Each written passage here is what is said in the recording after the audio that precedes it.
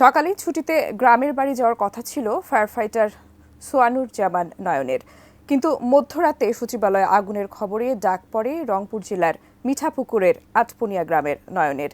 আগুন নেভাতে গিয়ে তারই জীবন প্রদীপ নিভে গেছে বেপরোয়া ট্রাক চাপায়। মিঠাপুকুরে তার গ্রামের বাড়ি থেকে স্বজনদের কথা জানিয়েছেন প্রতিনিধি শাহরিয়ার মিম। এই মুহূর্তে রয়েছি রংপুরের মিঠাপুকুর উপজেলায়। আপনাদেরকে জানিয়ে রাখি যে গতকাল যে সচিবালয়ে গতকাল রাতে যে অগ্নিকাণ্ডের ঘটনা ঘটেছে, সেই অগ্নিকাণ্ডের ঘটনায় যে আগুন নেভানোর সময় ফায়ার সার্ভিসের যে কর্মী নিহত হয়েছেন সোয়ানুর নয়ন, তার বাড়িতে আমরা রয়েছি। তার পরিবারের সাথে আমরা কথা বলেছি। এই মুহূর্তে তার পরিবারে শোকের মাতম চলছে। গতকাল যে এই দিবাগত রাতে সে আসলে ট্রাকে চাপায় নিহত হয়েছেন, তার পরিবারের যে মানুষের মাঝে এখনও আত্মনাদ। দুই ভাই বোনের মধ্যে এই সোয়ানুর নয়ন সে সব থেকে ছোট ছিল।